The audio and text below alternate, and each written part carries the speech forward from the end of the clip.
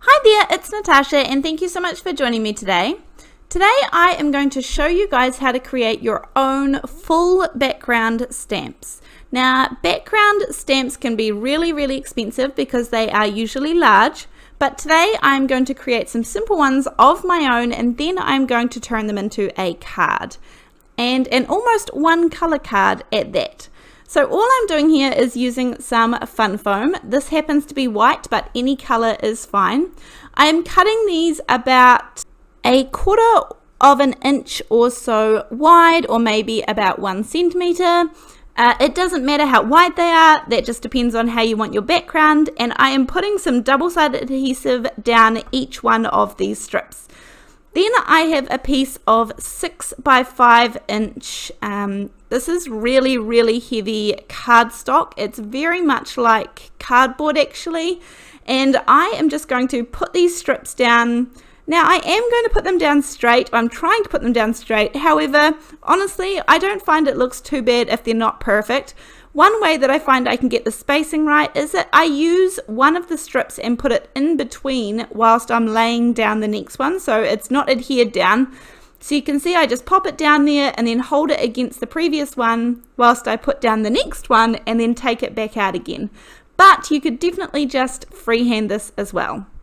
So basically anything that you can cut using dies or cut using scissors or a paper trimmer, you can turn into your own background stamps. And the best thing about using fun foam is that it cleans off with like a wet rag or a baby wipe or something. It cleans off really well, and there is no ink transfer, so you are able to reuse these again and again. So once I have made one of these, I keep it and put it aside and keep coming back to it whenever I need it. And that is one of the reasons why I'm using such thick card to lay the foam down onto, is so that I can use it time and time again without it losing its shape or anything. So there is stamp number 1. These are really simple patterns that I'm going to do today, just so that you guys can get an idea, but it is so simple and it creates a really good look and it stamps really well. So I have just used the Hero Arts Infinity Circle set to die cut out all of these different shaped circles, and I'm just going to use some liquid glue to glue these ones on. The previous one I used double-sided adhesive, but you can just choose whatever you want. I'm doing exactly the same thing by just gluing them all down and then cutting off the ones that hang over the edge. You don't necessarily have to do that either. And then for this next one here, I'm not even going to create a background stamp, I'm just going to create a stamp by itself. So I'm using one of those dots, and this Belle color from VersaFine Clair ink is going to be the go-to ink for today. This is going to be the whole color of my card, and I had a whole lot of fun because I love this color. So I am just using some removable adhesive on the back of this little piece of foam, and I have popped it onto an acrylic block, and I'm using it exactly like I would an acrylic or photopolymer stamp. So I am re-inking it every single time. Obviously I could get second generation stamping from it as well, but I wanted a nice dark dotted background for this one. So how cool does that background look? And it literally took me 30 seconds or so. I am going to fill in a couple of extra little spots so that they all come off the edge nicely, and now I'm going to show you how to use these background stamps.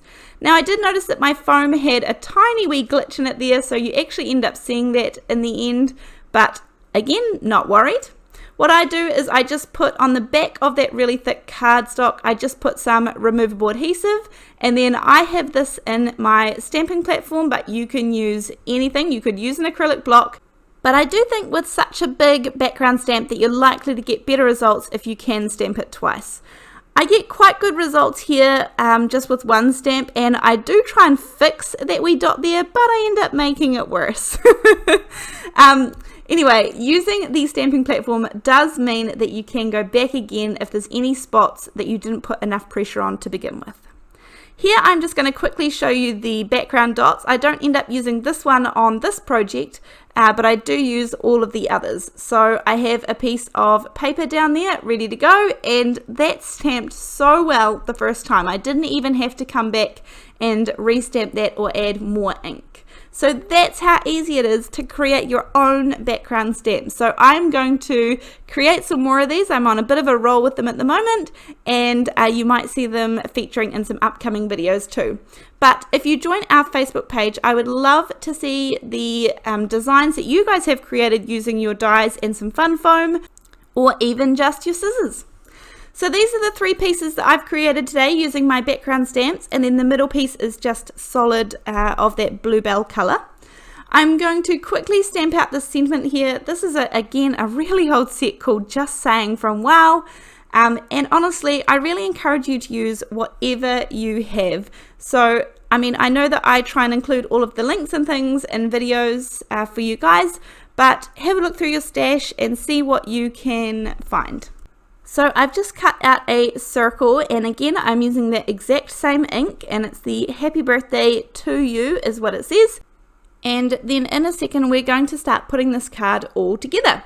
So I have cut out some black matting pieces for all of my background bits here. So I ended up cutting down that solid bit to be just that strip there, and I'm going to pop that on to the black mat with some liquid glue.